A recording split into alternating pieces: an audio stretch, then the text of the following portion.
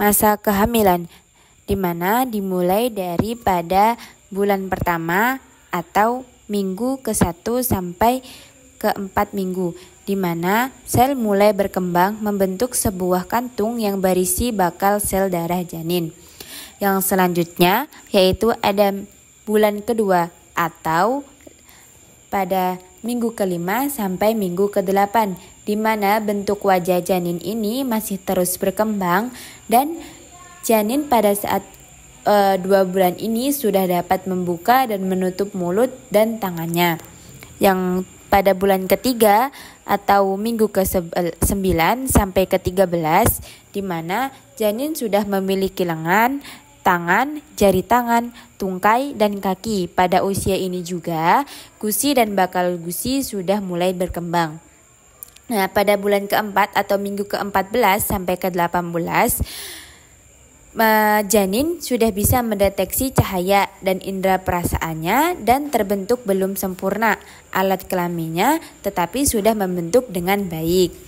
Yang selanjutnya pada bulan kelima atau minggu ke-19 sampai 22 minggu, pada usia ini janin sudah bisa merespon suara dengan gerakan dan janin juga sudah bisa menghisap jempol dan menggerakkan matanya. Nah, pada bulan ke-6 atau minggu ke-23 sampai ke-29, di mana janin sudah kelopak matanya sudah terbentuk dengan sempurna, sudah bisa terbuka, dan pembuluh darahnya ini sudah terlihat karena kulitnya yang sangat tipis. Nah, pada bulan ke-7 atau minggu ke-30 sampai ke-35, janin sudah bisa merasakan sakit dan dapat mengubah posisi tubuhnya. Nah, pada minggu terakhir atau menstruasi, minggu ke-8, di mana tahap menstruasi ini dijelaskan dengan yaitu gambar grafik. Nah, di sini siklus menstruasi itu dibagi menjadi 4 tahap. Yang pertama ada menstruasi, yang kedua ada praovulasi, yang ketiga ada ovulasi, dan yang terakhir ada pasca ovulasi. Di mana kita akan menjelaskan dari bagian pertama yaitu pada saat menstruasi. Dalam fase ini, FSH dan LH ini akan dibantu oleh hormon estrogen untuk mematangkan sel telur. Nah, karena tidak dibuahi oleh sel ovum, kadar hormon progesteron ini akan ikut menurun sehingga terjadi menstruasi. Yang kedua ada praovulasi, di mana praovulasi ini ketika hormon matang FSH dan LH ini mengalami sedikit penurunan, nah sedangkan hormon estrogen ini akan mengalami kenaikan, di mana dinding rahim akan mengalami kenaikan sampai maksimal. Yang ketiga ada ovulasi, di mana tahap ovulasi ini yaitu hormon estrogen akan menurun dan hormon FSH dan LH akan mendadak mengalami peningkatan. Hal ini akan menyebabkan folikel pecah dan mendorong ovum keluar dari ovarium.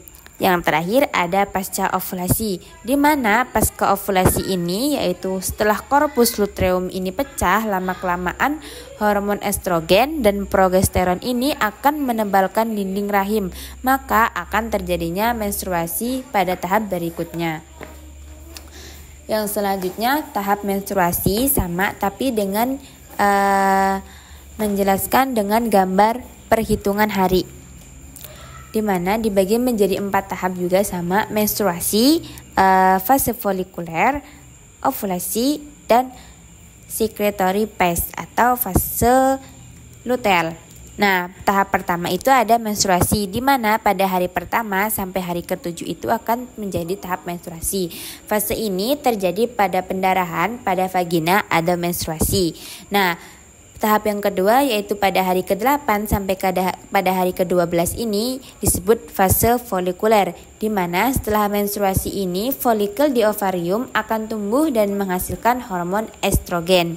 Nah, pada ovulasi, tahap ovulasi ini pada hari ke-13 sampai hari ke-15, di mana saat telur matang dilepaskan dari ovarium, maka telur akan bergerak menuju tuba falopi dengan harapan bertemu dengan oleh sperma. Yang terakhir ada secretory phase, tahap secretory phase atau fase luteal, yaitu pada hari ke-16 sampai hari ke-28, yaitu di mana setelah ovulasi, folikel yang akan mengeluarkan telur akan berubah menjadi corpus luteum.